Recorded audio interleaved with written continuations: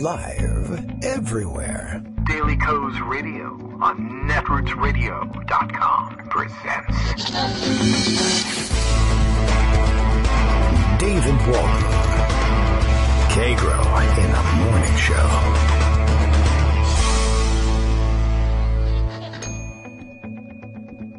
Now, here's David Waldman. Hey, good morning, everybody. How you doing? It is Monday, October 23rd, 2017, or at least for all intents and purposes, it is. I got a note over the weekend from Greg Dworkin that he will not be able to be with us for, I think, maybe for the week, but at least not for today, which is one of my usual reasons for going ahead with a live show, is the interaction with Greg. Of course, to bring you the latest and most up-to-date news. But as you know, over the past couple of days, we've been having some work done here at Kagro in the Morning World headquarters, and it's a little bit disruptive. And the kids are off from school today for a teacher work day. No particular reason, although I should check my handy-dandy calendar and find out whether there's a holiday in some other country that I don't know about, and we can blame it on that. But it's a teacher work day for for everything that matters here for us. And so the place is going to be a little bit noisy, and the work's going on, and I thought maybe we could record a show and catch up on all the important stories that have been waiting for their chance to break through onto the Kagro in the Morning air. And we could do it without the noise of the hammering going on in the background. Now, we may have the noise of other things going on in the background, but I thought I'd at least give it a shot, and hey, it wouldn't be a bad thing to be able to sleep in a little bit, not send the kids off to school early in the morning, and not have the radio show to do, although it's great live therapy, I can say that. And so maybe I'll go to sleep this, it's actually Sunday night, satisfied at having done a good job and brought you an excellent show, and without having to worry about what will I do on Monday. However, the only drawback, of course, being what Trump rage tweets will I miss out on? There's always going to be some. Trump did, of course, spend the weekend rage tweeting, a continuation of his rage tweeting about Frederica Wilson and everybody involved with him, of course, with her and everybody that happens to be on his mind, I guess. Everyone's against me. They're all against me, and I'm going to rage tweet against them all weekend, except, of course, when I'm on the golf course. 2 golf course visits in a row, Saturday and Sunday, of course, taking advantage of the beautiful weather, as predicted, here in the Trump National area. We might as well just rename this town Trump National. I got to talk to my local elected officials about possibly making Lowe's Island Boulevard, the road that leads to his golf club. It used to be the Lowe's Island Golf Club. Now it's Trump National. They didn't rename it Trump National Boulevard. We can make Lowe's Island Boulevard perhaps a toll road, maybe down at the other end, where it won't bother too many other local residents, and just we should at least get some sort of profit off of the ridiculous traffic he brings with him. Thankfully, I've never been in the area, and it's not that far away. Never been in the area, though, when he rolls through for golf, busy doing other things.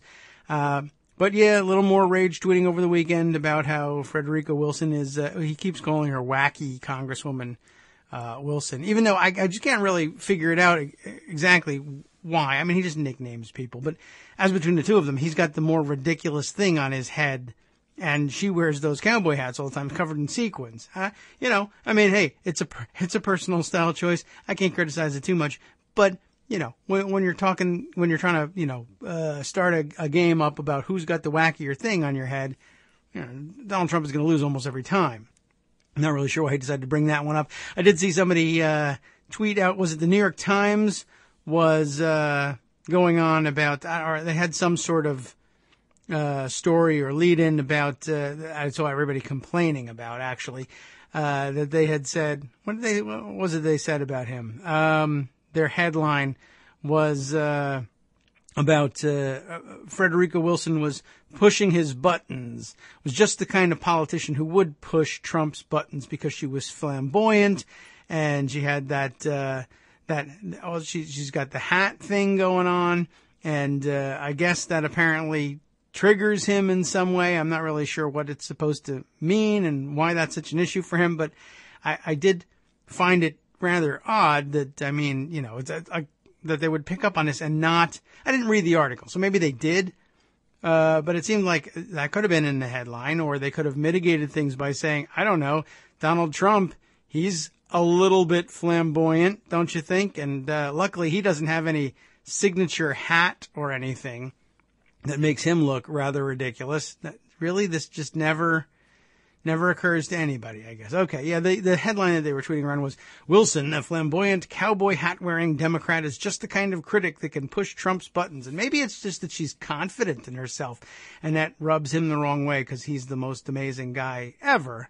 Leads me to a couple of interesting stories, some of which Greg Dworkin did send our way via the morning abbreviated pundit roundup. He wasn't going to be able to make the call today, but he said, don't forget, I do have APR duty, and that's ready to roll, so you can always lean on that for a couple of stories. And there is at least one that I thought was really interesting, and we'll pick up on that perhaps later on down the road. I don't want to make the show entirely about Trump, but more about the things going on in Trump world, explaining Trump. And this one does do that. Maybe we can start out with this one because it is kind of an interesting piece. Not sure how it made its way back into the news. It's actually from, let's see. Is that right? Oh, yes. This was written in August of this year. And I guess it's made a splash back in the news. Greg captured a tweet in the abbreviated pundit roundup that led to it. Why not? We'll just dive into this and maybe make this one be the lead off of the portion of the show that's directly about Trump. Anyway, this from Salon magazine. Where's that tweet? Down here. Oh yeah. Illustrated with one of the late 80s, early 90s photo of Trump. Back when he had, like actual hair instead of this weird flossy stuff that's on his head. It's hair, but it's not the same. Let's see. He grabbed this one from Brazil Magic, who was tweeting around this Salon piece called My Meeting with Donald Trump, a damaged, pathetic personality whose obvious impairment has only gotten worse. This is an interesting piece. It's written by Bill Curry, who I guess was running for governor of Connecticut back in the 90s. I thought that was an interesting thing to bring up here. Oh, yes, the photo that accompanies this is dated 1991, back in the day, back at the end of his glory days, I guess, just before his big crash. Anyway, the subtitle here reads, I didn't get his endorsement when I ran for governor, but the severely troubled man I met has only gotten worse. This is sort of a courageous little piece here. In 1994, he says, I visited the home of Donald Trump. He was a Democrat then, of sorts, and I was the party's nominee for governor of Connecticut. He'd taken an interest in our state owing to his keen desire to lodge a casino in Bridgeport, an idea I found economically and morally dubious. I had scant hope of enlisting him, but made the trip anyway, thinking that if I convinced him I might win, he'd be less apt to bankroll my opponent. Okay, makes a good excuse for visiting him. I arrived at Trump Tower in early evening, accompanied by my finance chair and an old friend and colleague. Stepping off the elevator into his apartment, we were met by a display of sterile, vulgar ostentation. All gold, silver, brass, marble, nothing soft, welcoming, or warm. Trump soon appeared and we began to converse, but not really. In campaigns, we candidates do most of the talking because we like to, and because people ask us lots of questions. Not this time. Not by a long shot. Trump talked very rapidly and virtually nonstop for nearly an hour, not of my campaign or even of politics, but only of himself, and almost always in the third person. He'd given himself a nickname, the Trumpster, which is very early 90s of him, as in everybody wants to know what the Trumpster is going to do, a claim he made more than once. But he mostly told stories. Some were about his business deals, others about trips he'd taken or things he owned. All were unrelated to the alleged point of our meeting and to one another. That he seldom even attempted segues made each tale seem more disconnected from reality than the last. It was funny at first, then pathetic, and finally deeply unsettling. On the drive home, we all burst out laughing and then grew quiet. What the hell just happened? My first theory, that Trump was high on cocaine, didn't feel quite right, but he was clearly emotionally impaired, in constant need of approbation, lacking impulse control, self-awareness, or awareness of others. We'd heard tales of his monumental vanity, but we were still shocked by the sad spectacle of him. That visit colored all my later impressions of Trump. Over time, his mental health seemed to decline. He threw more and bigger public tantrums, lied more often and less artfully. The media, also in decline, and knowing a ratings magnet when it saw one, turned a blind eye. Sensing impunity, Trump revived the racist birther lie. In 2011, he told the Today Show's Meredith Vieira he had unearthed some dark secrets. Vieira said to him, "You have people now down there searching, in Hawaii?" And Trump answers, "Absolutely. And they cannot believe what they're finding." As Trump recycled old lies, Vieira had a queasy look, but no apparent knowledge of the facts. Of course, there weren't any. Trump had no proof of Obama being born in Kenya, since there is none. It's highly doubtful he had any researchers in Hawaii. It was only after Vieira asked him that he claimed that he did. Later, when Trump's story crumbled, he followed a rule taught by his mentor, Roy Cohn, infamous architect of McCarthyism: admit nothing. To Trump, a lie is worth 1,000 pictures. In 2016, the private Trump was on permanent public display, raging over mere slights, seeing plots in every ill turn of events, and as always, stunningly self-absorbed.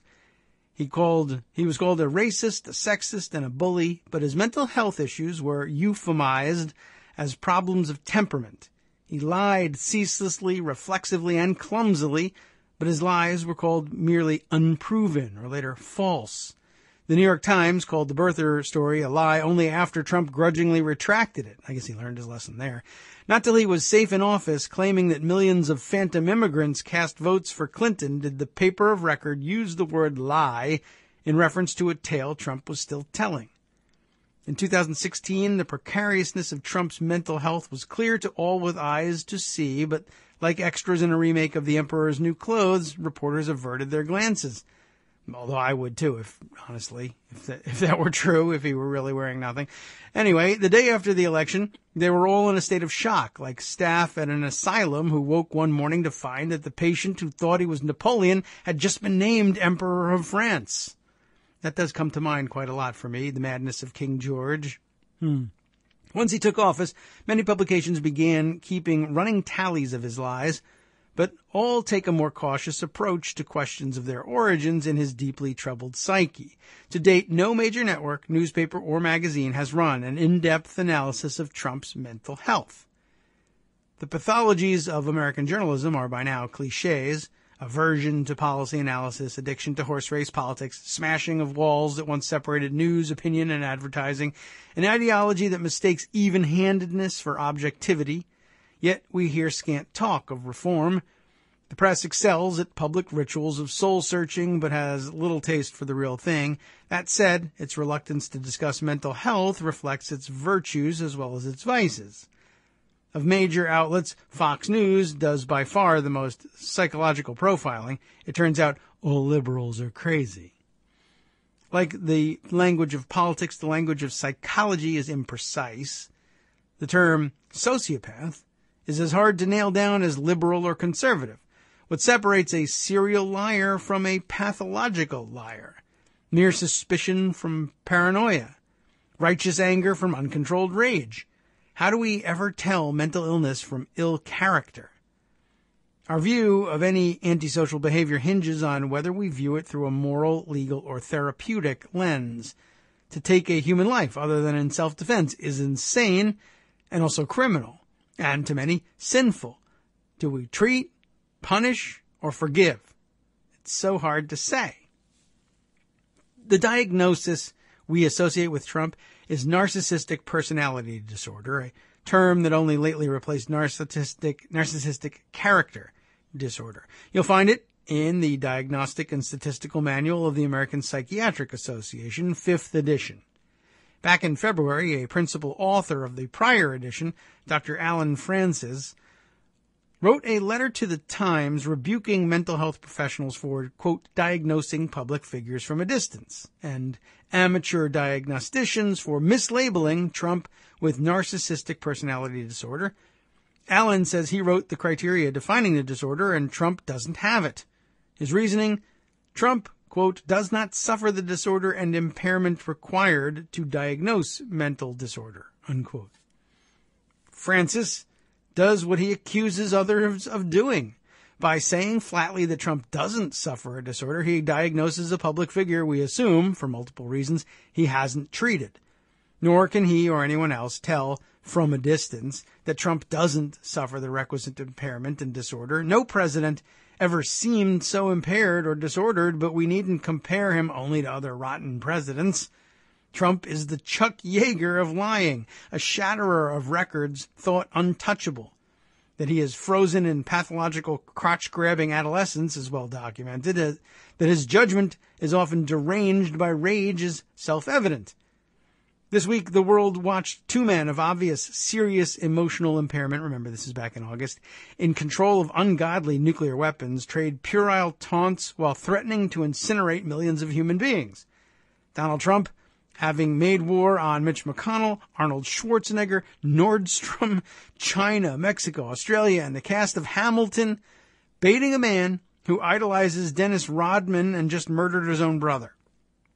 This is simply unacceptable. We know how Kim Jong-un got his job. It's time we thought about how Trump got his. Interesting. One answer is that he got it the way authoritarian leaders do in liberal democracies, by exploiting the weakness and naive politesse of the old order. To contain him, let alone remove him, we must relearn the rules of debate. We can start by distinguishing name-calling, bad, from mere naming, which is not just good, but vital. I, too, recoil from quack therapists diagnosing strangers on cable TV, but you don't need to be a botanist to tell a rose from a dandelion.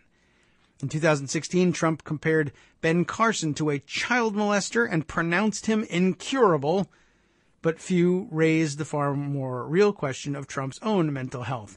Do we dare not state the obvious?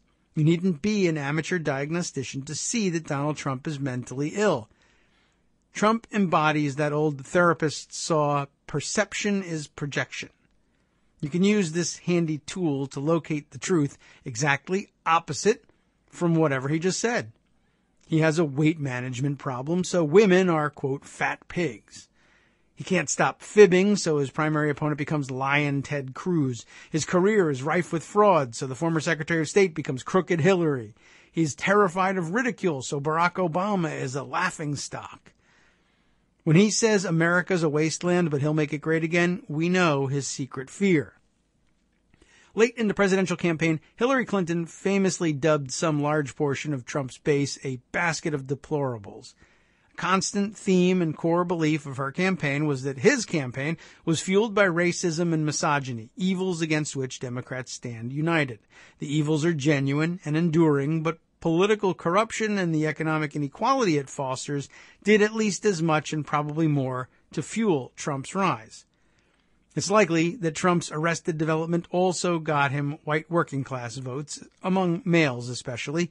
The infantilization of the American male is a phenomenon we have been too slow to recognize. It is a product of fast narrowing economic horizons fueled by cultural forces, by beer ads and anti-intellectualism, by addiction and violent video games, maybe, and now by Trump, on whom Jon Stewart pinned the fitting moniker man baby.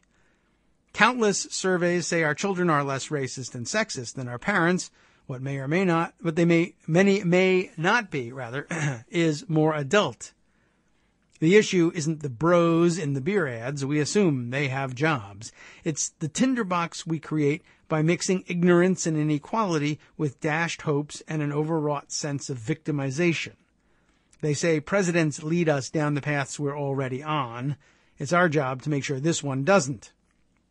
One thing Trump has taught us is that the drafters of the 25th Amendment weren't thinking about mental illness. It is unlikely anyone it puts in charge would have the courage to take action. In any case, progressives must put their primary emphasis on crafting a blueprint for political reform and economic justice. While they're at it, they could try making better cases on national security and climate change. They must take another lesson from Trump, though, to say out loud things they never said before. Not as Trump does, but with honesty, decency, reason, and specificity. Trump got to be president in part because there were so many things Democrats and the media didn't think or couldn't bring themselves to say. Trump's whole life is a fraud that Robert Mueller may soon expose as a criminal enterprise. His business career was a disaster till a book someone else wrote and a TV show someone else produced made him a celebrity. He then fell into the only line of work he ever prospered in, licensing that celebrity. He does it pretty well, but Zsa Zsa Gabor did it first and Kim Kardashian did it better, and neither of them should be president. In 2016, Trump's real vulnerabilities were his mental health and personal finances. We can now add his proto-fascism and his possible or intended treason to the list. Trump was lucky in the draw. His defects were so monumental, so toxic, we had no protocol for talking about them. There are effective and responsible ways to talk about all such things, but first, our media and political elites must find the courage to name them. They know as well as you or I who he is. Wow. Well, I like the summing up, that's for sure. And it was pretty amazing. I thought it's a pretty good start, and a good start to a day that, we'll see, I think, launch into different directions. But certainly, before our first break comes up, we definitely have got to talk about what happened over the weekend. I guess the wrap up on what I thought was just the craziest thing. I couldn't understand why it wasn't the lead story of the Gold Star family's situation. And I guess it attempted to become the lead story over the weekend. We'll see how things develop during the early part of the week, because he's not going to stop on this issue.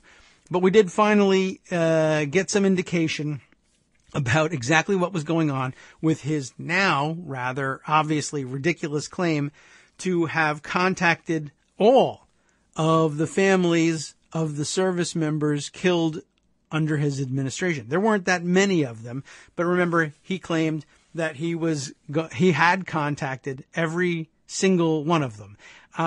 The Hill, I think, was the first place that I saw this. The Hill and Roll Call, the two trade publications, as it were, in D.C., were the first ones to come up with this one. We'll see where they the Hill story points at Roll Call as being the first. So maybe we'll do them the honor of reading that piece. That's John Donnelly writing exclusive. There you go. That would have answered my question. Pentagon document contradicts Trump's Gold Star claims. Email undermines veracity of president's statement about Gold Star contacts. This is the big one. In the hours after President Donald Trump said on an October 17th radio broadcast that he had contacted every family that had lost a military service member this year, the White House was hustling to learn from the Pentagon the identities and contact information for those families, according to an internal Defense Department email. The email exchange, which has not previously been reported, shows that senior White House aides were aware on the day the president made the statement that it was not accurate. It was a lie. But that they should try to make it accurate as soon as possible, given the gathering controversy. Not only had the president not contacted virtually all of the families of military personnel killed this year, the White House did not even have an up-to-date list of who had been killed.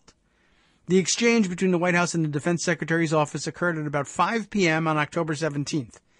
The White House asked the Pentagon for information about surviving family members of all service members killed after Trump's inauguration so that the president could be sure to contact all of them. Captain Halleck Moeller, the executive secretary to the Defense Secretary, James Mattis, provided the White House with information in the 5 p.m. email about how each service member had died and the identity of his or her survivors, including phone numbers. The email's subject line was condolence letters since 20 January 2017. Mueller indicated in the email that he was responding to a request from the president's staff for information through, Yilbur Bajrakatari. How about that? An aide on the National Security Council. The objective was to figure out who among so-called Gold Star families of the fallen Trump had yet to call. Mueller's email said that the president's aides had reached out to Yildur looking for the following ASAP from DOD. Trump had said in a Fox News radio interview earlier that day that he had contacted the families of virtually everybody in the military who had been killed since he was inaugurated. I have called, I believe, everybody. But certainly I'll use the word virtually everybody, Trump said. So certainly he was absolutely wrong about that. Since then, the Associated Press contacted 20 families and found that half had not heard from Trump.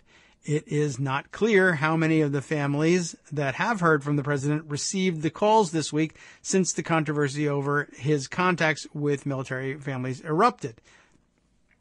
So he's hustling, in other words, to get those calls made. But it goes on from there. But by now, you will have heard, of course, the latest developments. And the latest developments, I think, I grabbed the reporting of The Atlantic on this one. And, well, we'll just get right to the headline on that one because it's almost time to take our break. But let's see if I can't grab that one. Oh, hang on a second here. Let me close things down.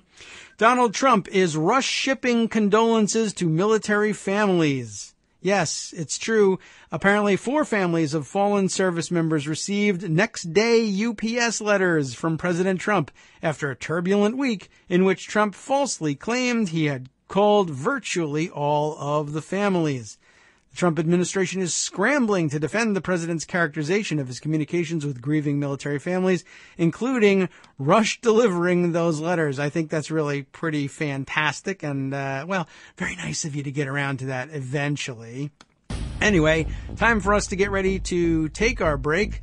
Let's see. There's so much more to dig through in the president's psyche. But I think that sums it up for now. Anyway, let's hand things off and get ready for our first break. We'll be right back after this short one for station identification.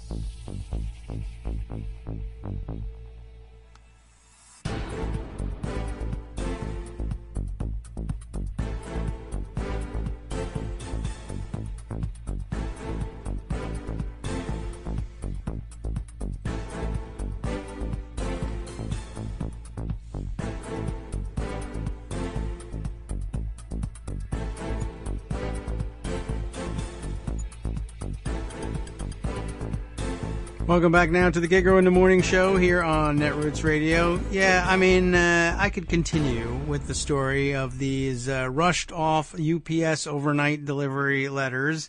Why not FedEx? I wonder whether has he got some kind of beef going with those guys. I mean, I don't recommend one over the other. I'm just wondering. I thought that would sort of be his thing, FedEx. But maybe he didn't want to be caught FedExing the letters, and he thought if he used UPS overnight, people would somehow not get it. And I bet there's a pretty significant portion of the population out there that just doesn't understand UPS overnight rush letters to be the same thing as FedEx. Oh, he FedExed that he was cheating. A UPS next day delivery, oh, that's something completely. He was just trying to be efficient about it, you see. I don't know. I'm curious about that. Anyway, Lots more to get into here, but I think we probably leave most of the personal discussion of Trump and what a horrible person he is aside, maybe for the rest of the show, which would be refreshing. But we want to get into the stuff happening in his near orbit. But I have something that's a little further out from him that I want to share with you just because I want to be sure that we get this stuff on the record. Another one of these Kagro in the morning alerts that I think you need to be aware of. And this time, once again, going back to J.J. McNabb for this one. Keep an eye on J.J. McNabb all the time. Follow her on Twitter. That's really what you ought to be doing. JJMACNAB. And her Twitter bio will tell you all you need to know. That essentially, that as she says it, how does she put it in her profile here? In her pinned tweet, the purpose of this Twitter feed is to provide information on domestic violent extremist groups. And very few people have done it for as long or do it as well as she does. And, well, she really uncovered a big one here. And it has to do, or the inspiration for it was the article that inspired so many other pieces that we read during the end of last week. The RBC report out of Russia about the Russian troll farm, the, what was it, the Internet Research Bureau? Or Intercept, I can't even remember what they called the place. But I guess that's beside the point. More to the point, though, was her observation of just how long this sort of thing has, in fact, been going on. Let me bring up, this is a tweet storm. This is something that she put together. I don't even know how many entries there are in this. Let me see if I can scroll down and figure it out. She started putting some numbers on it. And I think it actually goes into the 70s. And I might have to call up multiple threads here because it happens over the course of several days. The tweet storm begins on October 17th, but only goes for about a dozen tweets. And she's the 12th of which is this thread will continue tomorrow, just to sort of give you an idea of what kind of marathon this thing really is. Okay, so I've managed to find a great, this is something I haven't found before. Besides our Storify stuff that Greg uses, this is a thing called Thread Reader. Somebody has put this together helpfully enough so that all 75 tweets from J.J. McNabb are together in one coherent narrative. Let's see how much of this we can get through without, I don't know, say running out of time or otherwise screwing things up. Let's see. It began, as I said a couple of days ago, with this tweet. There's a new report, she says, about the U.S. activities of the Russian troll farm that has me scratching my head. I've been interested in the Russian propaganda station Russia Today, renamed RT in 2010, since it first aired on Verizon Fios in D.C. And we are, of course, we're reading her thoughts on the RBC report that we referenced last week, as I had mentioned a little bit ago. It was entertaining, she continues. They'd air straight news and a docudrama about Sputnik, that is to say, the satellite, not the station, but nestle some really outrageous conspiracy theories in between. In August of 2008, they interviewed Alex Jones as an, quote, investigative reporter, unquote, and expert on U.S. foreign affairs. One 2008 episode stuck in my mind because it was so absurd that they would call on Alex Jones to opine about the Russo-Georgian War. I just placed a copy of that interview on YouTube. It's less than 3 minutes long, and it is, of course, embedded right here. And you can see it in this thread reader link, which I will provide to you in the afternoon roundup. Or rather, I will ask Scott kindly to include it for you. Watch it, she says, and you'll see what I mean about the absurdity. He's parroting the Russian government official stance on what happened. And to promote the pro-Russia viewpoint, he trashes the U.S. Not hard for Alex Jones to do, of course. He starts the interview with, "First off, let me say I am ashamed of America," which, of course, is exactly, I guess, what they eventually wanted to hear on RT. She continues here, though. Some U.S. media took note of RT's propaganda push, but focused on the left-wing U.S. guests brought onto the show.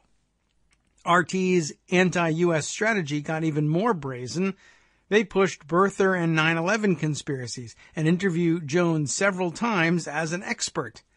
In 2009, RT promoted Alyona Minkovsky from producer to host to stir up the left on the Alyona show. That reminds me, of course, I think I actually probably did a segment at some point way back when on the Alyona show. I think I probably appeared on RT, I don't know, I'm going to say 3 times. One time on the Alyona show. I can't remember for the life of me what we were talking about, although it was very likely either an impeachment story with respect to George W. Bush or something closely related to it, perhaps filibuster reform. And I believe I did 2 gun one gun segment, gun fail segment, as well with Michael. Was it Michael Schur that we did this thing with? And then I think I did an interview on the Tom Hartman show, also likely about impeachment stuff. And it began to sink in even then that this was very clearly a Russian station, but it wasn't entirely clear at the time what the hell they were doing with this thing. And it did become pretty uncomfortable after a little while. And anyway, I'm not big for going into Washington, D.C. to do those things anyway. So it's difficult to get me to get down there in the first place. And it was even more difficult once I began to realize and once people began to talk about, well, what is RT, Russia Today? And do we have to worry about being on Russian television?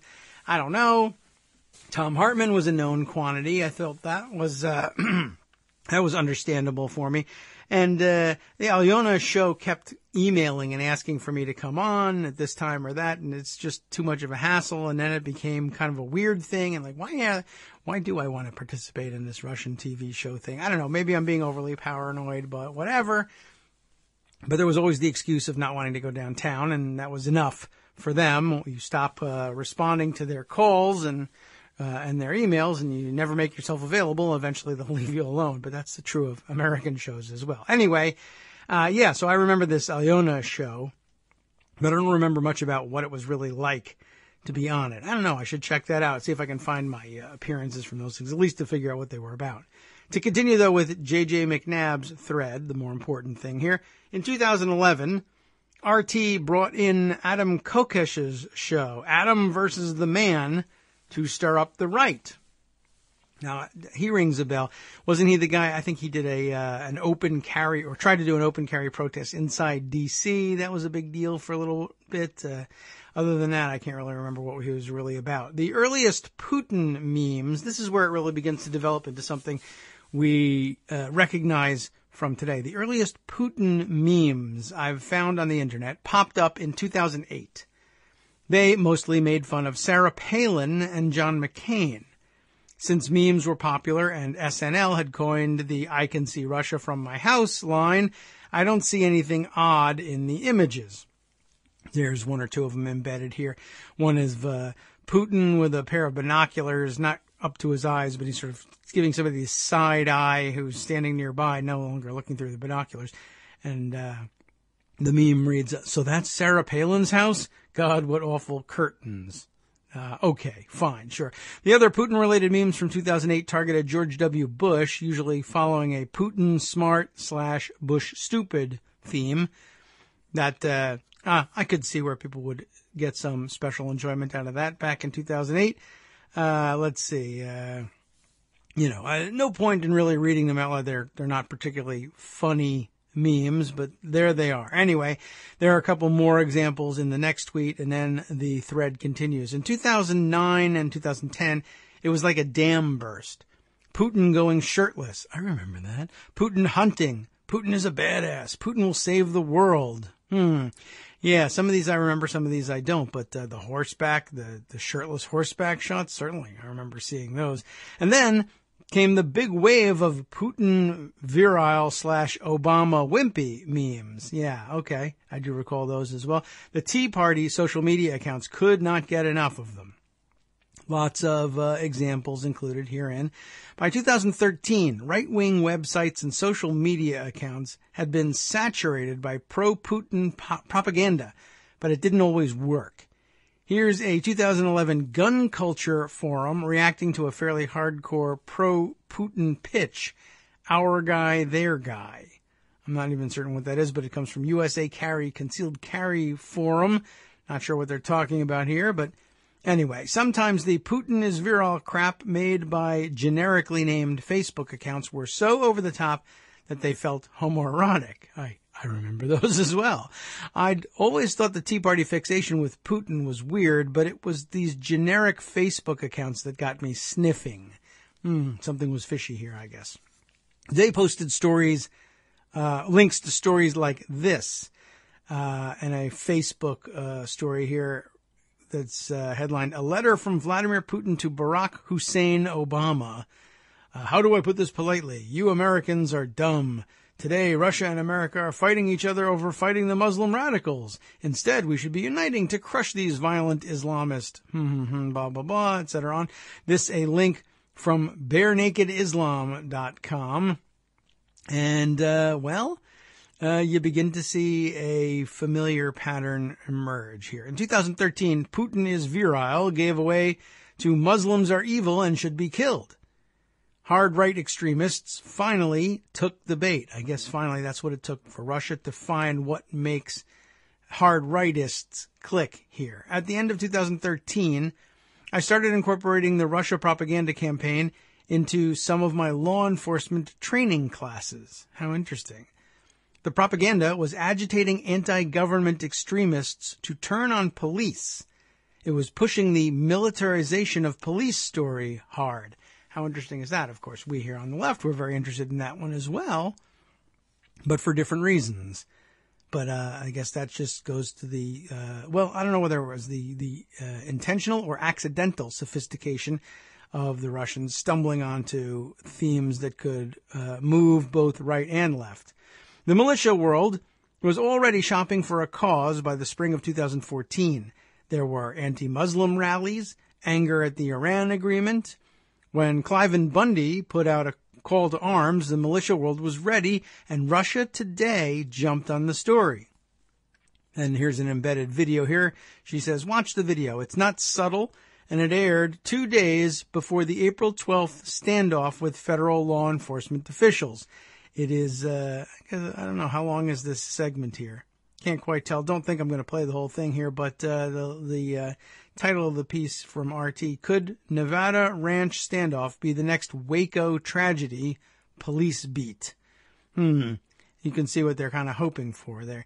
The standoff even generated the, by then, obligatory Putin versus Obama meme, one of which is embedded here. By the summer of 2014, the movement I'd been tracking for 16 years and thought I understood went bat-ass crazy. So they really caught her by surprise here. She'd been studying the far-right anti-government movement for 16 years, and then something changed. The younger generation of recruits to the movement was far more diverse, ranging from anonymous participants, that is capital A anonymous, the movement, to military veterans. When the Ferguson protests took on the militarization of police theme, anti-government extremists went from cop block fans to pro-cop fans. It struck me as I was reading this that I don't know whether they still maintain this connection or not, but the lead activists behind Tarrant County Open Carry. Remember the ones that splintered from Texas Open Carry? They were too radical for Texas Open Carry. These are the ones who made all the headlines and took all the pictures that we saw them walking through Target, shopping for Oreos, etc., having open gun rallies at Chipotle and the like. That guy and he was sometimes photographed with his assault rifles, wearing his hipster fedora and walking through these stores. You remember the guy I'm talking about. I can't remember his name, but you remember the guy I'm talking about.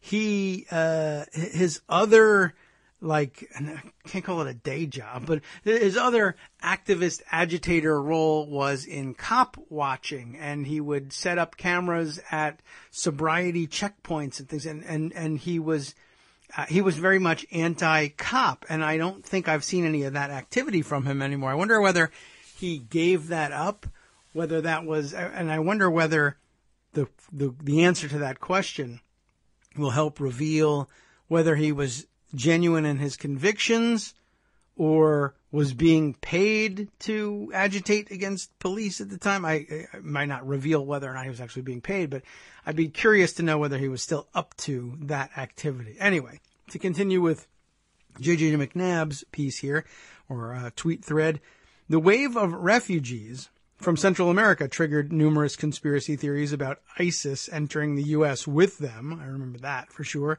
The pro-Putin propaganda now focused on Muslims, agitating extremists to do what their wimpy president was too afraid to do. In any given day, a right-wing extremist might see 15 to 20 memes and half a dozen fake news stories on Facebook, egging them on to hate Muslims. Meanwhile, the pro-Putin chatter just kept getting bigger and bigger. An example from a Bundy support group on Facebook. Let's take a look at that one. There's another one of the memes there, and it accompanies a post that says, President Obama and America has been humiliated by the Russian bear, Vladimir Putin. As I heard on Fox News earlier, Vladimir Putin is running the table on Obama in the Middle East and elsewhere. There is now a chance that open warfare could break out between Americans and Russians unless Obama backs down, which I am sure that he will. Our air forces flying in close proximity to each other in a war zone can easily spark that effect of that conflict. They got a good point there. It's not entirely wrong. There's another one, and basically goes with the Putin's a tough guy and he's killed people and Obama is a wimp sort of theme. Then, of course, came around the Obama is a Muslim, which became a common belief among these lunatics. In early 2016, the pro-Putin voices, the generic Facebook accounts, fake news specifically aimed at the groups I monitor, went mostly silent. Early 2016. Interesting. A few months later, I watched evidence emerge of Russia's new use of Twitter to manipulate the 2016 election, and I understood the silence. It's been frustrating to watch experts claim that propaganda campaign started in 2016, basing their work on Twitter analysis. Anti-government extremists don't tweet. They share memes, fake news stories, and long, poorly written diatribes on Facebook. So, back to post number 1, she says here. The new report goes into significant detail about Russian interference into left-wing unrest. So back to the thread, tons of attention is now being paid to Russian propaganda as it directly relates to the 2016 election. That's very important and should continue, but it's equally important to note that the Russians cast a far wider net than the election. The program to stir up both left-wing and right-wing anger goes back for roughly 9 years. I've been beating this drum for a very long time, but until the election, no one really seemed to find it interesting. Why does it matter? Because Russia isn't the only foreign country following this playbook. For those unfamiliar with Press TV, it is the English language channel owned by the Islamic Republic of Iran, or rather the Islamic Republic of Iran Broadcasting Company anyway. As I go through some examples, you easily see the similarities to what I've posted earlier in this thread. Alex Jones, for example, first appeared on Press TV in September of 2008, just a couple weeks after he was on RT. And the video of that is embedded herein. The video has been removed from the InfoWars site, but here's a link to it and more links to more videos. The truth bombs that he brags about on the InfoWars site is actually the Russian propaganda campaign he supported on RT. The Iranian station has since brought Alex Jones on as an expert dozens of times over the years. Do a Google search and you'll find that RT's favorite left-wing darling, Jill Stein, has had a long relationship with Press TV as well. Here is a screen cap of her Google search proving that point. If you have out in extremist circles, I guess if you have ventured out in extremist circles, Press TV is everywhere. Most don't even know that the channel is linked to the Iranian government. For example, one of the most virulent of the fake news websites that pander to anti-government extremists is veteranstoday.com. So this guy is on Veterans Today's editorial board. Board member, Colonel Eugene Khrushchev. Wow, where did he get a name like that? Former Soviet-Russian airborne commander, Afghanistan. Chief of Planning, Intelligence, and Psychological Warfare, former First Secretary, Soviet and Russian Embassies, Kabul, Afghanistan. Director of Strategic Planning, Adamas Defense Group, Switzerland, currently serving with Russia's Foreign Ministry. It's a board member of Veterans Today. Well, he's a veteran. There is that. According to his full bio, Colonel Evgeny Khrushchev, not Eugene, but Evgeny, is also, it's the same guy, it's just, I guess he goes by Eugene these days now that he's more Western-facing. Evgeny Khrushchev is also the military analyst at Russia Today. Veterans Today, wow, both say today. Veterans Today also lists Press TV as their media partner. Look at the Press TV stories that get passed around militia groups. They use familiar faces and names to pitch very anti-American views. Here's a sample story. Look at the comments. Ooh, we'll probably avoid that. Why would militia guys who bleed red, white, and blue promote this? And here's the clip here. Press TV says U.S. military hackers ready to hit Russia. A new report claims that U.S. military hackers are planning a major cyber attack against Russia. From PressTV.com. I don't know. I think they would be proud of that, I guess, if they thought they bled red, white, and blue. We're going to stick it to the Russians, except they have such a weird, complicated relationship with the Russians and are now marching in Charlottesville and elsewhere saying, Russia is our friend. Okay. Press TV is not a stranger to controversy. She continues, I'm just not aware of many U.S. media outlets addressing these stories. With a couple of notable exceptions, the press has all but ignored extremist groups in the past. These groups had to be dragged into the mainstream by Trump and Bannon before anyone paid attention to them. Foreign governments, however, seem to have a better understanding of American rage than most Americans. I'm reminded of what the Navy SEALs found on bin Laden's bookshelf when they raided his compound in 2011. And you'll have to remind me, what did they find, JJ? Well, some laughed at bin Laden being a conspiracy theorist. Now I'm starting to remember. But I think they missed the point. He was researching U.S. anti-government extremists. That's a hell of a theory. Many of the books and reports that he read are on my bookshelf too, which probably isn't something you want to admit openly on social media. I'm reading all the same books that Osama bin Laden was reading when you killed him. Well, for a different reason. But here's the things that she lists, I guess, that might have been on both her bookshelf and bin Laden's. The Secret of the Federal Reserve by Eustace Mullins. A copy of a 1977 joint congressional hearing on Project MK-Ultra. Necessary Illusions, Thought Control in Democratic Societies by Noam Chomsky. Bloodlines of the Illuminati by Fritz Springmeier.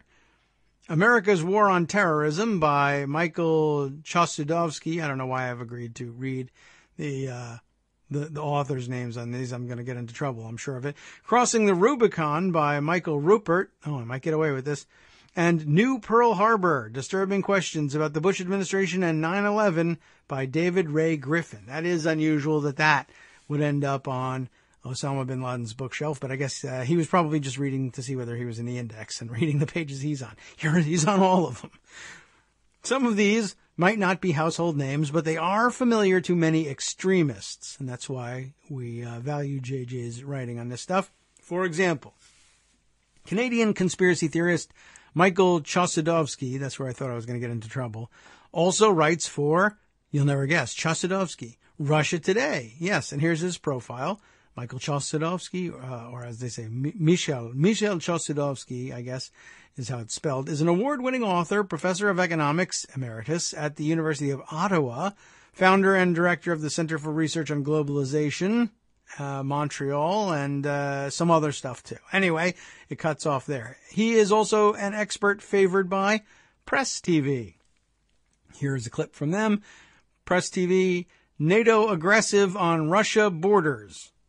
An analyst says NATO has a military agenda, which is one of conquest, and its actions on Russia's borders are in fact of an aggressive nature. I guess he's the expert there. He had me there. NATO does have a military agenda. On the other hand, I disagree with what his version of the military agenda is. But that's not surprising. Among bin Laden's documents, they also found an Al-Qaeda document, that makes some sense, entitled Terror Franchise, an instruction book for would-be terrorists. I'm amazed that they actually use that language, terror franchise. Like, buy in today. You can open up your own terrorist McDonald's. Keep the Russia and Iran propaganda campaigns in mind when you read this excerpt, she next writes. What is this excerpt? This is the excerpt from Terror Franchise, The Unstoppable Assassin. This unit consists of mostly computer and internet savvy people.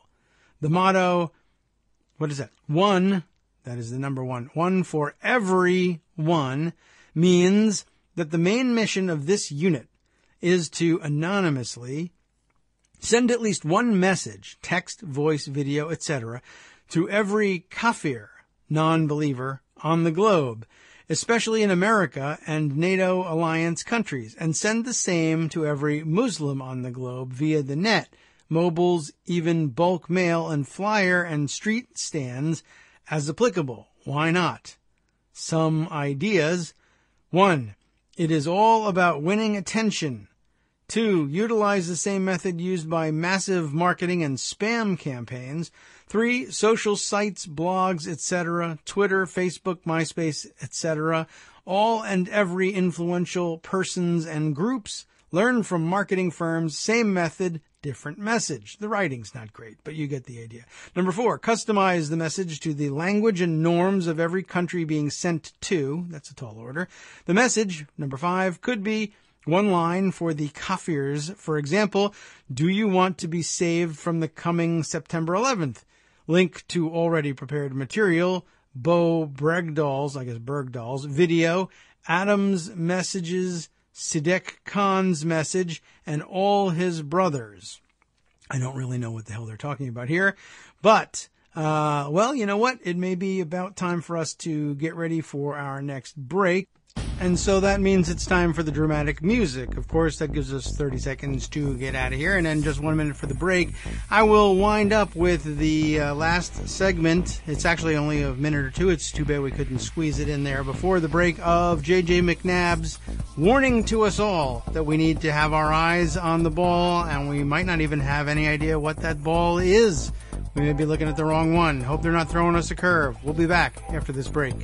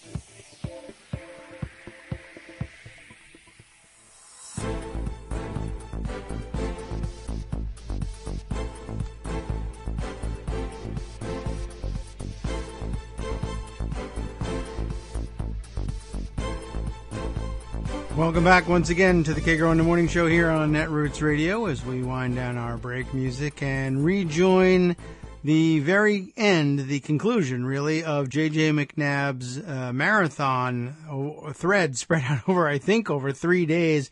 on the true nature, I think, or at least her theory of the true nature of the threat that we face. She suggests that the propaganda war and the use of social media and, everything else under the sun, whatever channels are available to them, to incite both right and left into unrest and anti-government stances may be something that is shared in equal part, or at least their intent anyway, in both Moscow and Tehran. We were just reading from Terror Franchise, the Al-Qaeda document, inexplicably here rendered in English, but a document both on her research bookshelf and on the bookshelf of Osama bin Laden when he was killed by SEAL Team 6 during that raid. We left off by reading number 5 in a collection of points about how to incite both left and right using social media and other channels in the United States.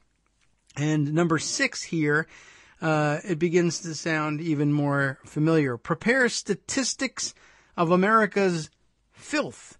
Rape, murder, prison population, cheating, adultery, alcoholism, drug addiction, sodomy, child sex, abortion, robbery, homosexuality, AIDS, sexually transmitted diseases, trillion budget deficit, etc., etc.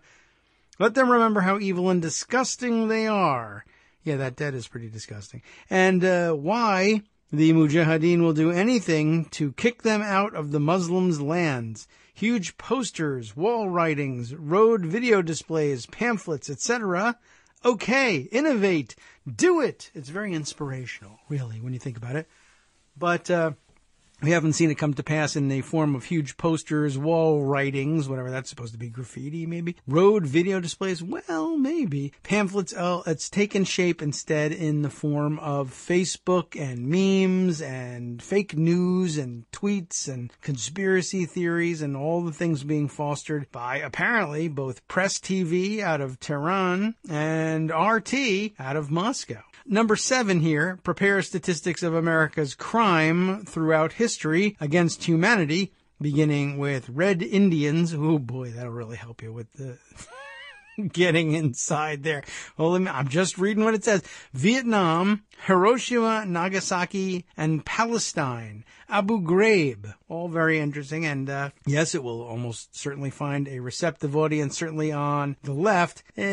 Might not really trigger people on the right so much, except to possibly cheer about those things. But I guess they were the targets of number 6. And like when I said that things were sounding familiar, I mean, it actually sounds a lot like Donald Trump's Twitter feed, to be quite honest. Number 8 here, prepare statistics of America's servitude to lobbyists and banks. Show their government's subordination to AIPAC and similar Zionists. Well, you'll be able to agitate both left and right with that one, very likely. Number 9, and it's highlighted in JJ's telling of things. Mobilize already anti-government groups. Tea Party, Coffee Party, etc. I'm not certain that they were on the nose with Coffee Party there, but I'm sure the Coffee Party will be awfully impressed with themselves to have made the list there, though I don't know if they're still active. Although I guess you could say the same for the Tea Party, for that matter. Anyway, finally, number 10 here, message to Muslims could be, for example, do you want to be the next September 11th hero? Or do you have a heart?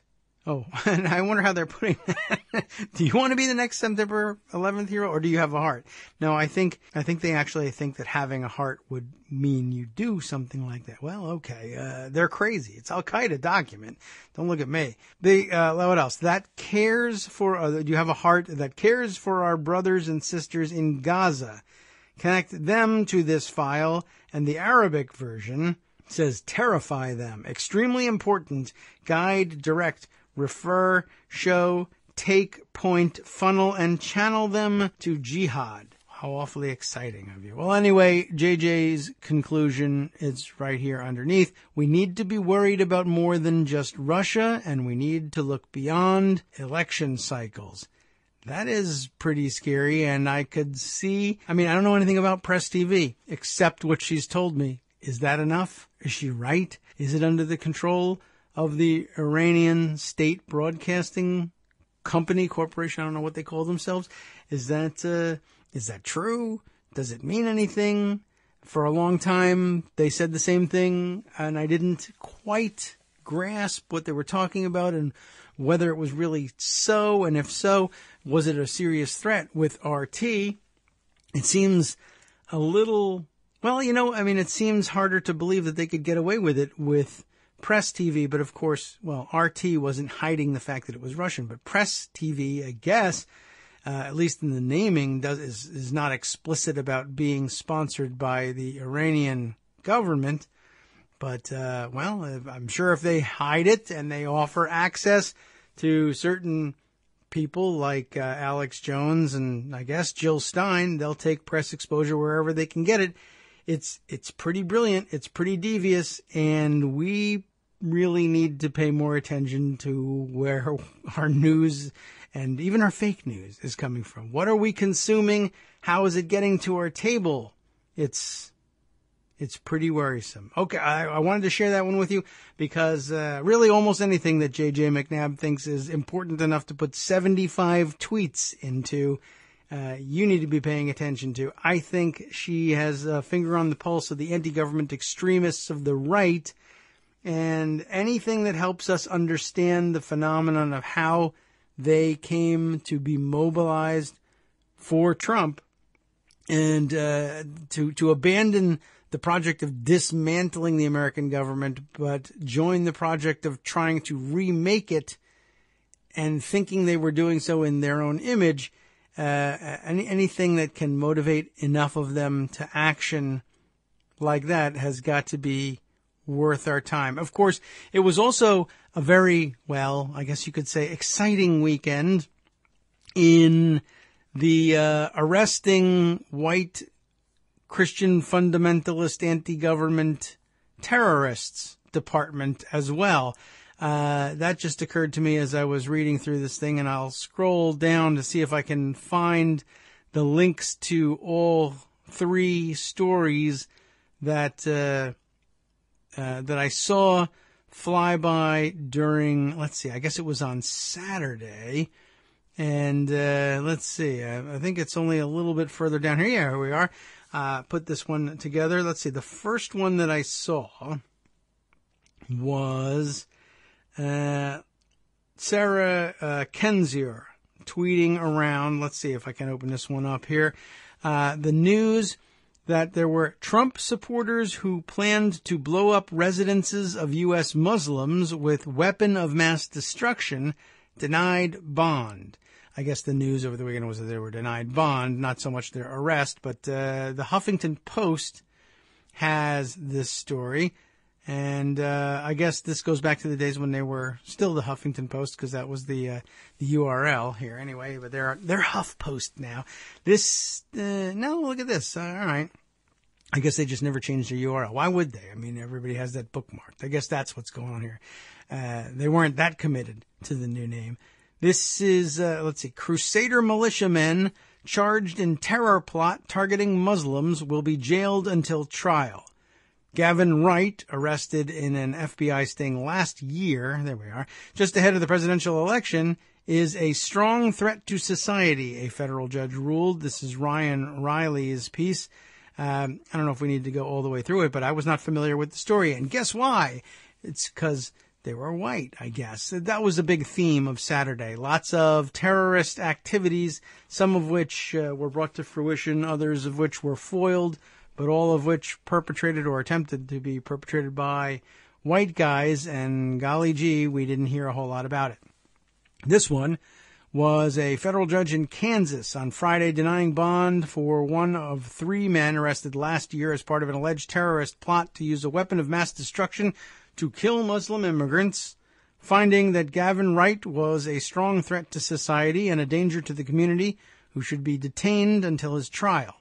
Wright, along with Patrick Stein and Curtis Allen, was arrested last October as part of an FBI sting operation. The federal government alleged that the trio was plotting an attack for November 9th, one day after the 2016 presidential election, that would, quote, wake people up. Their militia group, referred to as the Crusaders, it's very creative, was described as an organization that espoused sovereign citizen, anti-government, anti-Muslim, and anti-immigrant extremist beliefs. Very busy. Many of them traded in anti-Muslim rhetoric online, as we were just listening to, and some were vocally supportive of then presidential candidate Donald Trump. U.S. District Judge Eric Melgren ruled Friday that Wright should be held ahead of his trial, saying he faced serious charges and a potential life sentence and was a flight risk. I wonder where you flee to these days. Do you go to Russia? Is that where you would go? Not sure where they would head to. Okay, well, anyway, I wanted to find out a little bit more about the weapon they were thinking of using, that they made a point of saying it was a weapon of mass destruction. I'll skip down here. Wright has been charged with conspiring to use a weapon of mass destruction against people and property within the United States, Melgren wrote. Specifically, the government alleges that Wright and his co-defendants plan to use an improvised explosive device to destroy an apartment complex and mosque in Garden City, Kansas. The complex contains more than 100 units and is home to many Muslims of the Somali refugee community. The group, known as the Crusaders, intended to accomplish this goal by obtaining 4 vehicles, filling them with explosives made from aluminum powder and ammonium nitrate, among other components, and parking them at the 4 corners of the apartment complex to create a large explosion. Simply put, these allegations against Wright include a strong threat to society. They certainly do, although it sounds like conventional explosives to me, but I guess if you were to blow up 100 apartment buildings, that's certainly mass destruction. But I don't know about the legal definition. Whatever. I'll leave that aside. The point here really is that this was one of several such stories over the weekend. Let's see. There was another one here that came to my attention a little bit later. That one got a lot of discussion over the weekend too. I'll save that one for the last one. Then there was one from Gainesville's papers, Gainesville.com. 3 charged in shooting after Spencer talk. You probably heard about this one too. Richard Spencer, much controversy over whether or not he ought to have been allowed to speak at the University of Florida, and they said go ahead because free speech. And to honor the right-wing commitment to free speech, the 3 white fellows decided to fire their guns into the crowd of protesters to show them how into free speech they all really were. Deborah Strange, writing here for, as I said, Gainesville.com. 3 supporters of white nationalist Richard Spencer were arrested Thursday in connection with an incident in which a shot was fired. Thankfully, they didn't actually hit anybody. They're not very good shots, but okay. 3 supporters of white nationalist Richard Spencer were arrested Thursday in connection with the shooting, according to Gainesville police. William Henry Fears, 30 years old, Colton Jean Fears, 28, and Tyler Eugene Tenbrink, 28, were charged with attempted homicide and held in the Alachua County Jail. Alachua? How do they say it?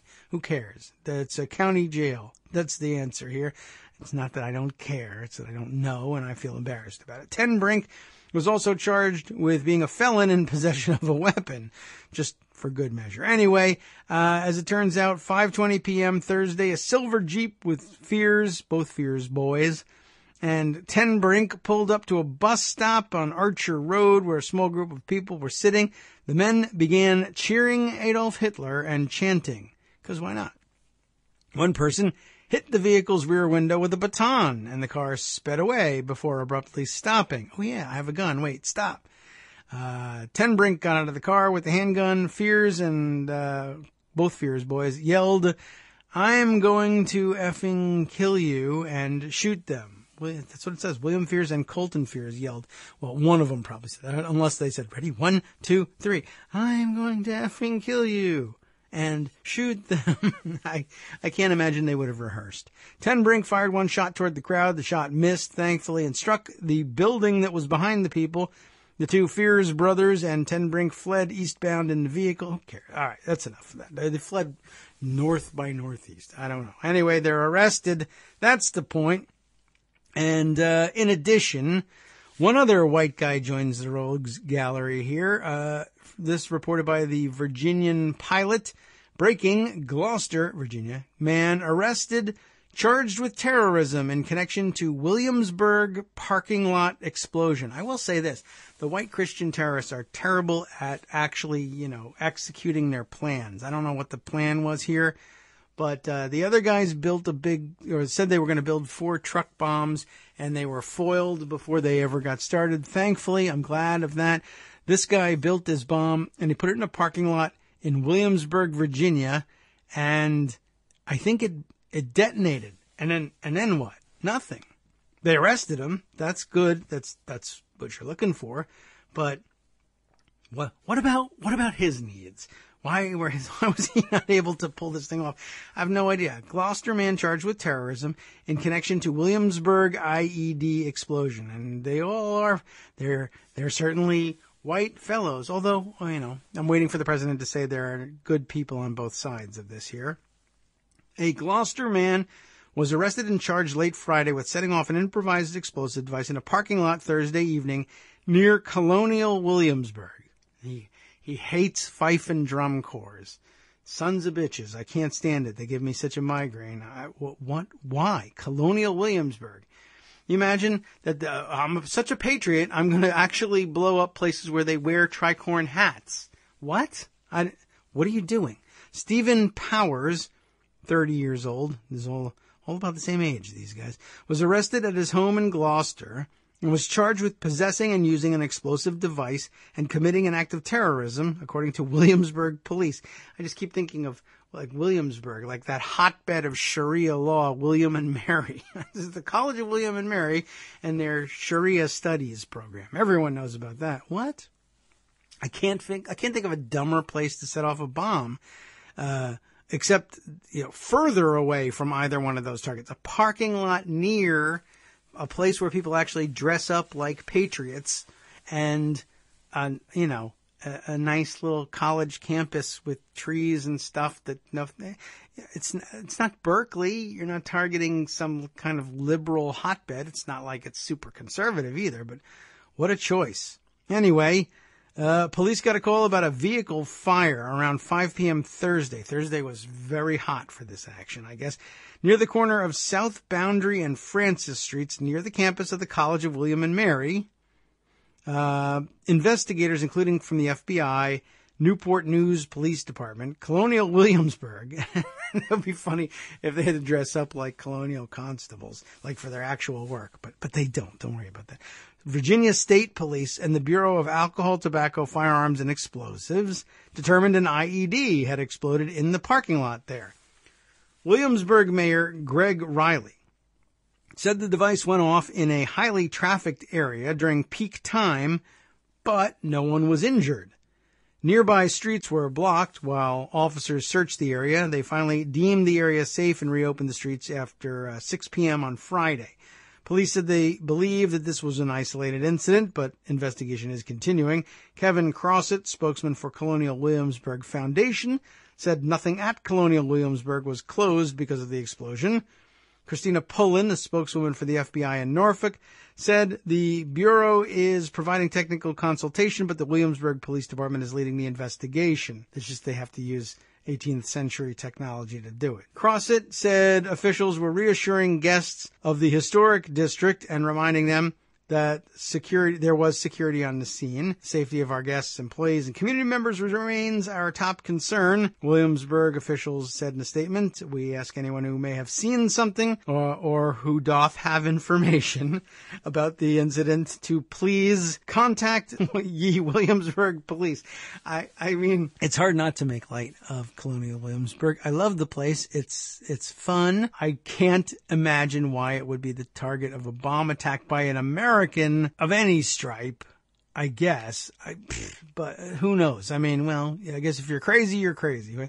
What can I tell you? It was rather surprising. And of course, rather surprising that bombs keep going off places, airports, Colonial Williamsburg, wherever else. And people are arrested for these things. And, not a word, by the way, from Donald Trump. I'm amazed that he managed to hold his tongue and his thumbs, thinking of Twitter here, during the Las Vegas attack. Ordinarily, that would be something he would have jumped out in front and immediately said, this is a Muslim terrorist attack, which actually kind of makes you think a little bit in a way that is totally unsupportable, of course, but like if you're a conspiracy theorist, why is it that he never seems to guess wrong when a white guy perpetrates an act of terrorism and it makes the news? It's like he's warned off of tweeting about it. Is he getting advanced warning from the terror? I don't think so, but you know what? This guy is so effing crazy, and I mean here, the President of the United States. I couldn't put anything past him. I just hope that's not the case. I don't really want to be on the record saying that it is. Forget I ever said it. I love the guy. He's fantastic. He's terrific. Tremendous president. And he is. He's probably the most tremendous president we've had, with the possible exception of William Howard Taft. That's all I can say. You know what? I think we have just enough time to do before the next break. This makes a good... we're going to have to shift gears, certainly, but I think we have enough time to fit in the second of Eric Posner's submission. Listener Eric Posner has sent us this next piece. Again, I think one of his own originals. Strategies for the Alabama special election. Okay, let's give this one a listen and comment on it. Take us to the next break. Makes for a great tool. Thanks for sending this one in, Eric. Let's roll it. Hey, it's Eric from Orlando. Happy to join the Kagro in the Morning program.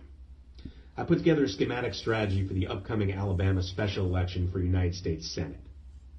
The battle in Alabama isn't against Roy Moore, the individual, or even Donald Trump. It's against Trumpism, which really means tribalism. Once you've slapped the bumper sticker on the car and doled out the cash for that ridiculous hat, you've made your choice and there's no turning back. You're on the team now, rooting for your chosen NASCAR driver, SEC football team, and partisan political faction. And there's no way the trajectory of the future can possibly be better than things were back when America was great. You know what you've always known. You're white or you're black, you're gay or you're straight, you're a man or you're a woman, you're Christian or you're Jew, Alabama or Auburn, you're a Republican or you're Democrat. Team A versus Team B. Binary choices, no nuance. And Roy Moore is on your team. Doesn't matter that he's racist, homophobic, xenophobic, misogynistic, and crude. He's that Ten Commandments judge. Everybody in Alabama knows him, and those lawn signs are everywhere. So that's the fight. How do you win in Alabama when it's already been prejudged, which of course are the root words for prejudiced? So here are some potential strategy ideas for the Democratic Senate campaign. 1. Barnstorm. Build your own team of Alabamans. Think of it as an Obama-type coalition of the professional. Black teachers and high school football coaches, retired military, etc. LGBT pastors. Mexican-American business owners. Asian American professors, high school valedictorians, scientists from space camp, maybe even a middle-aged white male civil rights champion like the candidate himself, Doug Jones. Now, Alabama is conservative, but it's not Wyoming. It's home to nearly 5 million people. Finding such a diverse group isn't too far-fetched. Then you put together a narrower group, a rotating party of 6 to 10 people, and do appearances in as many of Alabama's 67 counties as you can before the December 12th special election. Nothing formal, just meet people in truck stops, churches, and high school football stadiums in their matching t-shirts. Talk about pocketbook issues, healthcare, and of course, roll Tide. Of course, many people have already chosen their team, but that's a product of living in their bubble of confirmation bias. They may not choose to join the world, so you have to bring the world to them. And you do it nice, polite, admirable Alabama folks. 2. Find a beacon. How do you bring the state fight to the nation at large? Well, Trump will do that on his own. So there needs to be some surrogates that can bring awareness without getting into a food fight. And it can't be an activist from New York or LA. If Sean King or Michael Moore comes south with the spotlight, they'll be seen as carpetbaggers and the voters would backlash. So do your research on who could be that voice. I would reach out to someone like Bruce Maxwell. Who? Maxwell is a 26-year-old rookie catcher for the Oakland Athletics. In September, he became the first Major League Baseball player to take a knee for the national anthem. And he was the perfect pioneer to demonstrate. Maxwell is the son of an Army veteran. He was born on a base in Germany, and he went to high school and college in Alabama. Additionally, Maxwell is a rookie, a part-time player with virtually no job security in the major leagues, and he took a knee anyway. I don't think curveballs thrown at him on cable news would be too difficult to handle. Here's his statement after the demonstration. The point of my kneeling is not to disrespect our military. It's not to disrespect our Constitution. It's not to disrespect this country. My hand over my heart symbolizes the fact that I am, and I'll forever be, an American citizen, and I'm more than grateful to be here. But my kneeling is what is getting the attention because I'm kneeling for the people that don't have a voice. Bruce Maxwell clearly can pitch as well. I'd give him a call. 3. How to attack Roy Moore. As mentioned earlier, everybody in Alabama knows Roy Moore. Much of the electorate has already pledged their allegiance to the team, and those who haven't are already inured to his reactionary positions on social issues. So Moore's audacity is not a bug, it's a feature. The ingredients are already baked into the candidate that's starting for the home team. Nothing outrageous this candidate has done or said in this past is going to cost him votes. The plan is to show that he's costing Alabamans money. Play up the corruption angle. Hit Moore on his history of misuse of campaign funds and tie him, however tenuously, to the scandals that plagued the State House just this past year. They're on the same team, after all. Show everyday Alabamans how Moore's team in Washington is out to mess with working people's paychecks and families' health insurance coverage. I'd let Moore run wild with this culture war. Maybe he'll go on a Trump-type riff in front of a home team crowd and say something completely disqualifying, which of course in Alabama means merely a 4-point drop. I haven't said much about Democratic candidate Doug Jones, which is a shame. He has a distinguished history fighting the good fight dating back decades, and he'll get to tell that story as this race builds to a national following. But this particular special election isn't about the players as much as the teams. That's how the game is played in Alabama.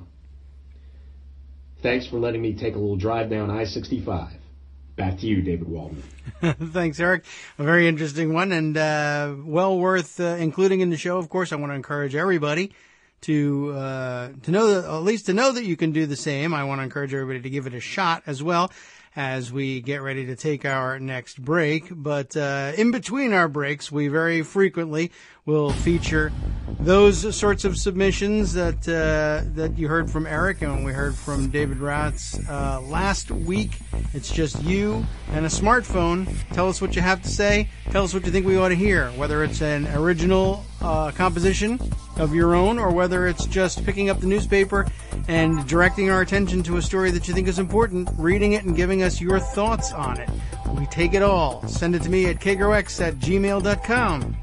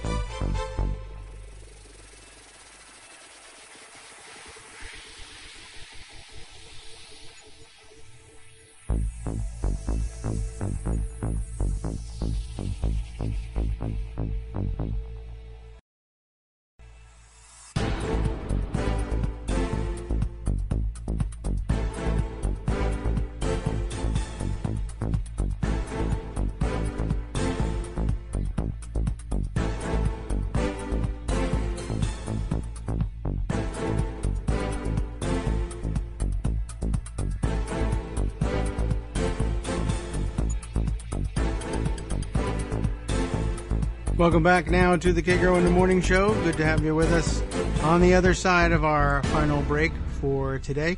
Got, once again, any number of choices for direction in which to go. Can't get it all in here, but let's see. Where to go with this one? All right, you know what? I've got a couple of things that I think we want to get into today's show. This is something I saved from, when was it written? October 14th, 2017. I think this one was a little bit of a surprise, but I don't know, maybe you've already heard about this one.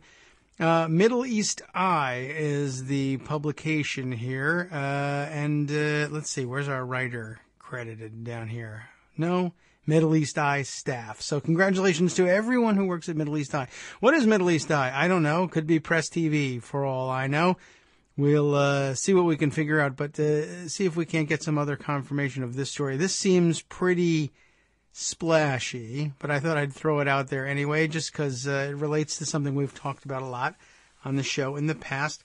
How do you like this? UAE, United Arab Emirates. UAE planned to invade Qatar. Invade Qatar. I mean, these things do happen among these Emirates. It's not like we haven't seen it before, but it's rare, I think, and few and far between, at least in the modern era. UAE planned to invade Qatar with Blackwater-linked mercenaries. Oh, well, that's really something. That's according to a report that they are referring to. I guess it's coming from elsewhere. Let's see where that report comes from. Plan aimed to overthrow Qatar emir, replace him with ruler subservient to Saudi-led bloc, boycotting gas-rich state, ex-official says. Sounds plausible enough. Let's take a look. Qatar's former deputy prime minister accused the United Arab Emirates of plotting to invade Doha with an army of mercenaries, according to a report. Abdullah bin Hamad Al Attiyah, or Attiyah perhaps, leveled the charges on Wednesday. This was some time ago, though, back in mid-October, way ancient days. Leveled the report on Wednesday in a report published by the Spanish daily ABC. You can check on that one for us, Parleo. The UAE, Saudi Arabia, Bahrain, and Egypt imposed a blockade and economic sanctions on Qatar in June, accusing it of supporting extremism and being too close to Iran, charges Doha has denied. Attiyah said that the UAE hired a Blackwater-linked private security contractor, not sure what that means, to train thousands of mercenaries to invade Qatar with the aim of overthrowing the emir and replacing him with a ruler subservient to the Saudi-led bloc that is boycotting the gas-rich state, the New Arab website reported. Attiyah said the plan, which was prepared ahead of the diplomatic spat, was never carried out because U.S. President Donald Trump failed to greenlight the assault, the New Arab said. That does surprise me. An unidentified official source told the Daily that the soldiers for hire were trained at an Emirati military base in Liwa, in the west of the country, by Academy, with an I at the end, a U.S. security service company formerly known as Blackwater. I guess that's why it would be a Blackwater-linked company. It is Blackwater, but with a different name. I think you can just say that. Blackwater military contractors killed 17 unarmed Iraqi civilians and wounded 20 in a notorious 2007 massacre in Baghdad that prompted the firm to change its name. What a great response that was. We estimate that Blackwater trained about 15,000 employees, most of them Colombian and South American, the source told the New Arab. The New York Times reported as far back as 2011 that Colombians were entering the UAE, posing as construction workers, to become part of a secret mercenary army being built by Blackwater founder Eric Prince, with more than $500 million in financing from the oil-rich sheikdom. You'll recall, of course, we say it all the time, that Eric Prince had relocated to Abu Dhabi, and I guess that's what he was doing there. He wasn't just living there for the climate. He was building them a 15,000-strong mercenary army full of Colombians and South Americans. How interesting is that? The Colombians, along with South African and other foreign troops. It does say Colombian and South American up top, a few paragraphs higher when we just mentioned it, but South Africans as well. The Colombians, along with South African and other foreign troops, were being trained by retired American soldiers who have nothing else to do. But it's inappropriate to question them, by the way. I just want you, before you even start, I want you to know it's inappropriate. Being trained by retired American soldiers and veterans of German and British Special Operations Units and the French Foreign Legion, former employees and American officials told the New York Times. According to a recent email purportedly sent by the Emirati ambassador to the U.S., Youssef al-Otaiba, I'm going to guess at that pronunciation, Saudi Arabia, or as we say, Saudish Arabia, came close to conquering Qatar before the start of the blockade. How so? Not really sure. People close to Trump told Bloomberg in September that the Saudi-led bloc considered taking military action against Qatar at the start of the crisis before the U.S. president urged for calm. Well, good job there, U.S. President Donald Trump, I guess. I don't know what else to say. If you had anything whatsoever to do with it, great. But interestingly, it's not among your list of accomplishments I have seen you brag about on Twitter. But okay, maybe you're just getting around to that later, maybe, possibly. I don't know. Anyway, let's see. There are a couple other items I wanted to get to here that have more to do with Trump-Russia and related topics. Here are a couple of weird ones for you. This from out of the Breitbart world. Let's see. Who's reporting this one? Muckrock.com. I'm not really sure where they're coming from, but they had a very interesting story that seemed plausible enough. Just thought I would include it for at least comic relief here. Breitbart News' FBI file details how site accidentally DDoSed itself but withholds over 1,000 pages. How interesting is that? Well, I guess let's go find out. Michael Morrissey is the writer on this. How about this for a fun story? On January 17th, 2016, the alt-right news site Breitbart found itself under siege. A number of IP addresses were sending a large amount of traffic its way, straining its servers. Writing to the FBI 2 days later with the subject line, request for assistance, they wanted big government to intervene for them. How interesting. Someone, the identity was redacted, shared the source of the IP addresses and asked the FBI to explore the possibility that the identity of the criminal be identified from this fingerprint. That's what it says. It's a little repetitive, but that's what it says. So here's a couple of clips in here that are redacted, but included and embedded in the story here. Breitbart News Network, whoever it is, who has been under constant DDoS attack for the past 2 days, blah, blah, blah. I'd like to share the source address with you to see if it's a known actor and explore the possibility that they can identify them from this fingerprint. This is something we can possibly collaborate on. They're collaborating now with the FBI. Not complaining and asking for help. They're collaborating with the FBI. Now, things kept getting worse. And they wrote again shortly afterwards, saying the list of IP addresses has grown to some redacted number. Do you want an updated list? Any word back from D.C.? Oh, interesting. He's reporting it to the L.A. FBI office. Is it happening to an L.A. office of Breitbart or the D.C. office? It's kind of odd. Anyway, the Bureau took some time to investigate the issue. Eventually, the technical contact at Breitbart resent the list of IP addresses, sending traffic, but this time excluded ad network traffic. It turns out there wasn't much of a problem after that. These things happen while we don't run ads on Muckrock. They instead are asking you here for a donation and links so you can go and give them money, I guess, if you want to. Poorly configured scrapers have taken down our site before, and when everything is going to hell, it's easy to jump to conclusions. Breitbart, an expert at that. Of course, Breitbart himself, an expert at that, except now because he's dead.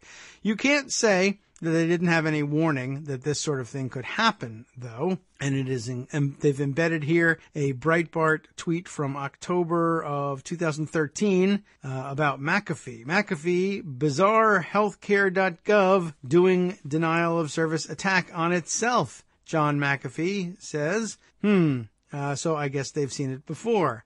And of course, lots of people who are Breitbart fans tweeted as replies, laughing at, how silly. Of course, Obamacare would screw itself up like that.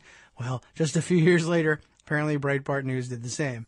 But maybe more interesting than inadvertent self-own is what the FBI didn't release.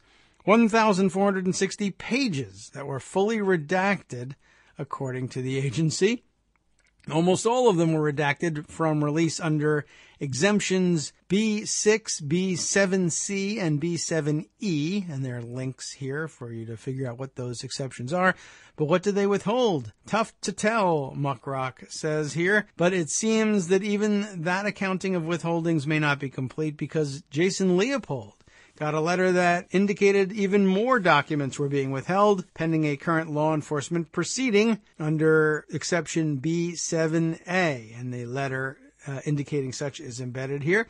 Guess we'll have to keep filing new requests until that proceeding is completed to find out. In the meantime, also check out the FCC complaints mentioning Breitbart, or read the full FBI files on Breitbart embedded below or on the request page. Okay, so very interesting. I just wanted to kind of point out there that these guys are pretty much as big a bunch of buffoons as you might have thought, launching accidentally a DDoS attack on themselves and being quite certain that it was entirely proper to involve the FBI in figuring out who was hacking them because they were such a super important powerhouse. They were definitely going to be targeted by the Illuminati, but maybe not. Turns out they were doing it to themselves. Why the FBI is redacting it all, I have no idea. But there's more here that we can share. Let's see. A couple of very interesting bits. Speaking of bad tech actors, I thought I might throw this one in here from Business Insider. This one also dated October 14th. Let's see if we can call it up here. Here we are. Natasha Bertrand, whose name we call from time to time on this show, added this one to the mix.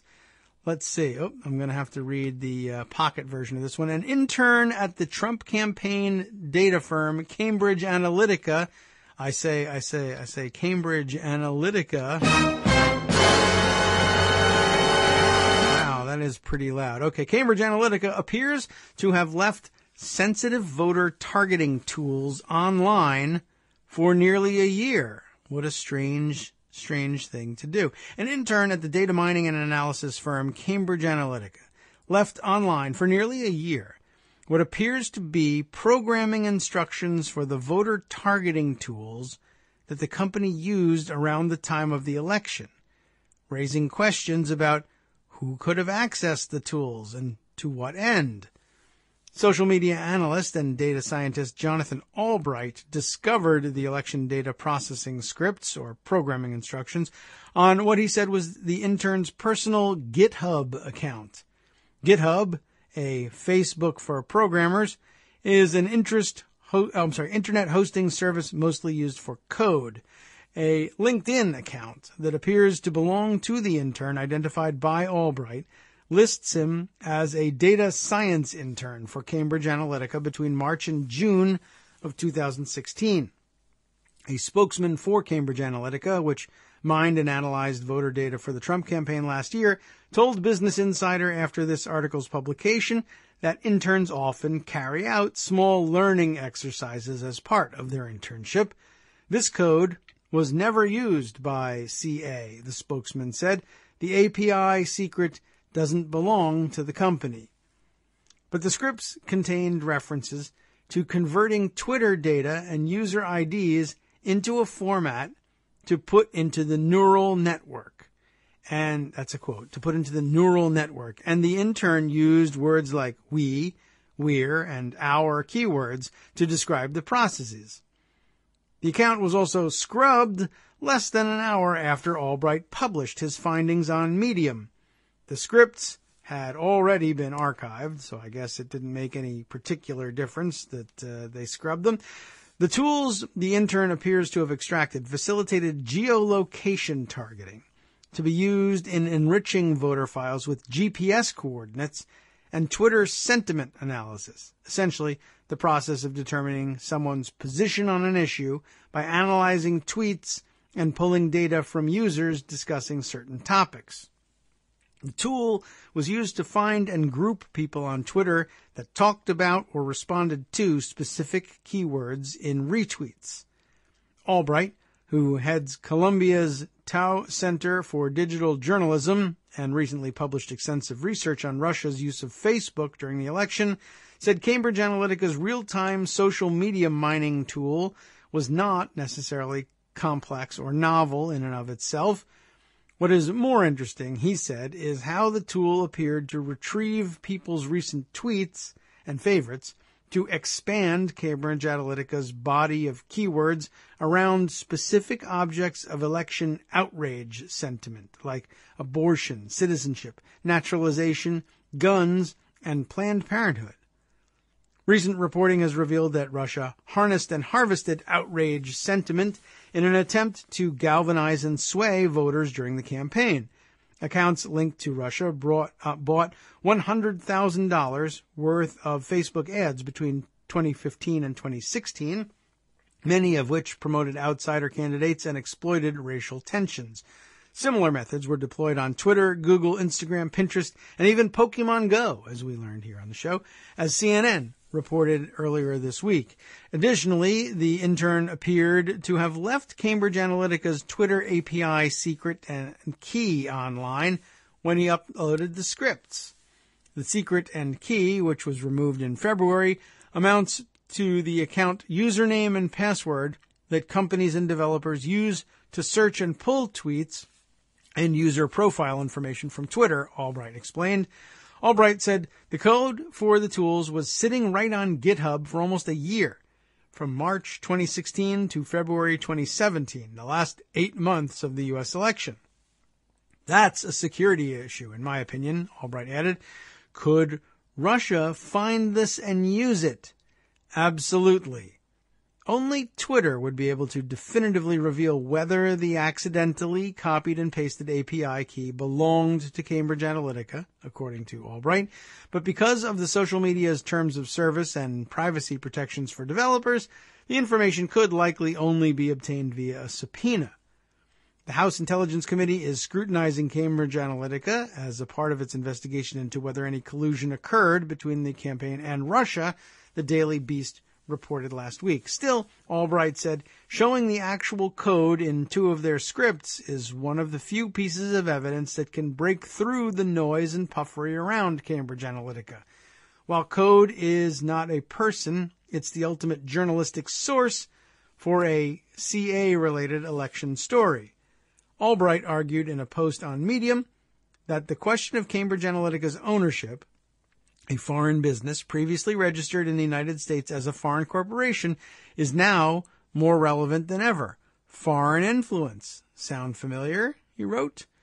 The company was founded in 2013 as an offshoot of its British parent company, SCL Group, and is partially owned by Robert Mercer, a hedge fund billionaire, which he got through fees, not because there was such great return on his investments, you know that, a Trump supporter and top investor in Breitbart.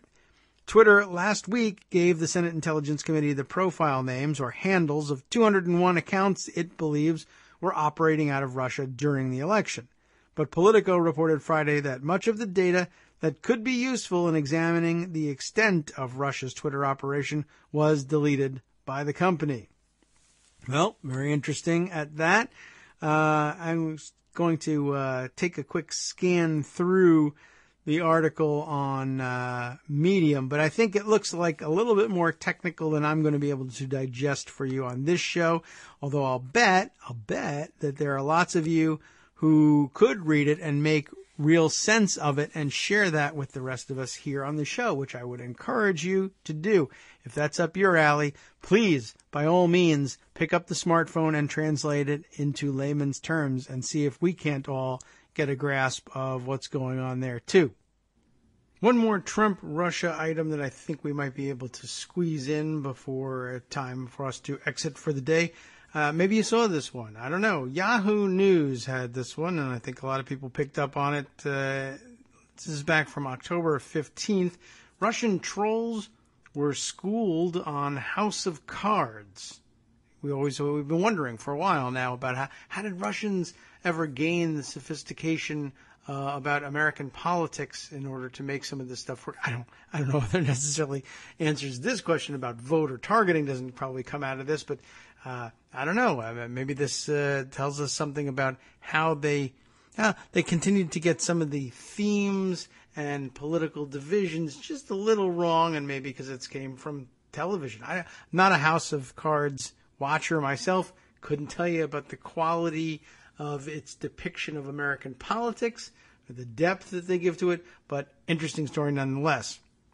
All right, what do we got here? The Russians, who worked for notorious St. Petersburg troll factory that was part of Vladimir Putin's campaign to influence the 2016 presidential election, were required to watch the House of Cards television series to help them craft messages to set up the Americans against their own government.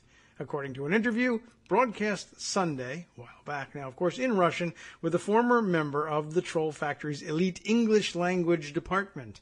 Why they didn't do it in English, I don't know. You'll have to talk to them about that one. The interview, broadcast by the independent Russian TV station Rain, provides new insight into how the Troll Factory, formerly known as the Internet Research Agency, targeted U.S. audiences, in part by posting provocative comments pretending to be from Americans on newspaper articles that appeared on the websites of the New York Times and Washington Post. Don't read the comments. They're full of spies. No one ever told me why. Don't read the comments. I just thought it was because it's full of jerks. But I guess jerky spies. A central theme of this messaging was demonizing Hillary Clinton and playing up the past scandals of her husband's administration, her wealth, and her use of private email servers, according to an interview with the agency worker identified only as Maxime, with his face concealed. Maxime said he worked for the agency during 2015, the year before the election, when it was already focusing its attention on Clinton. The main message is, are you, my American brothers, tired of the Clintons? How many have there already been? One was the answer. Maxime says, adding that he and his colleagues were told to emphasize the Clintons' past, quote, corruption scandals. Well, interesting angle. We did see an awful lot of that during 2015 and 2016, the Clinton dynasty. And it's like, there's only been one of them. What are you talking about? Anyway, the article continues. More broadly, the instructions given to employees of the English language department were to stoke discontent about the U.S. government and the Obama administration in particular. We had a goal to set up the Americans against their own government, he says, to cause unrest, cause discontent, and lower President Obama's rating. Just how effective comments placed on the websites of American news organizations are in influencing public opinion, if they do anything at all, is far from clear. Still, the interview is potentially significant. Although other Russian language trolls who worked in the agency's domestic departments have spoken out in the past, Maxime appears to be the first member of the highly selective English language section to describe the agency's meticulous methods. This is the same department that Facebook has said covertly placed over 3,000 messages on its platform, one component in the Russian influence campaign during last year's election that is getting increased attention from the House and Senate Intelligence Committees. Maybe we were onto something at the beginning. The Rain broadcast says the station's journalist verified Maxime's bona fides because he was able to produce documents showing that he worked for about a year at the Internet Research Agency, the former name of the media conglomerate that is believed to be owned by Evgeny Prigozhin, a wealthy oligarch and restaurateur who is widely known as Putin's chef. Really? How interesting. While the anti-Clinton messaging Maxime describes is consistent with the long-standing conclusions reached by the U.S. intelligence community about the Russian influence campaign, Maxime's account adds some colorful new details, especially the requirement that the agency's English language trolls study House of Cards to better understand American politics. You think that was at all helpful? I don't know. The popular Netflix TV series features a ruthless, power-hungry South Carolina congressman, played by Kevin Spacey, who, with the aid of his equally ambitious wife, played by Robin Wright, rises to the presidency in part by cutting corrupt deals, planting damaging stories about his political foes in the press, and then covering his tracks by murdering a fellow congressman and a journalist. Yikes. At first, we were forced to watch the House of Cards in English, said Maxime in the interview. It was part of a documented strategy in the English language department to fully understand how the American political system works. It was necessary to know all the main problems of the United States of America. Tax problems, the problem of gays, sexual minorities, weapons, he said. You were given a list of media that you had to monitor and comment on. New York Times, Washington Post, he added. The trolls were required to look through thousands of comments on the publication's articles. It was necessary to look through all this and understand the general trend, what people were writing about, what they were arguing about, he said, and then get into the dispute yourself, to kindle it, try to rock the boat. The trolls were even measured by how much you got likes. The comment was supposed to provoke a discussion. The trolls were also instructed to use VPNs. I was like, interested to use. This is getting like, was this written by a Russian? Were instructed to use VPNs, virtual private networks, for their posts in order to disguise their Russian origin. If they caught you using a Russian IP address, you'd get a dressing down, he said. Among the major themes the trolls were to write about in their posts were guns and gays. Did they not know enough about God or grits? Not really sure. When it was gays, we almost always had to bring out the religious themes. Oh, well, there's God. He said, Americans are very religious, especially those who post on news sites and write comments. I think they might be right about that. You had to write that sodomy was a sin. That could always get you a couple dozen likes. But among the subjects the trolls were told to avoid entirely was, guess what? Any mention of Russia or its president. Neither Russia nor Putin could be mentioned, he said, because the Americans do not talk about it. They, in fact, do not care about Russia and Putin. At least that was the case, possibly at the time. Very interesting.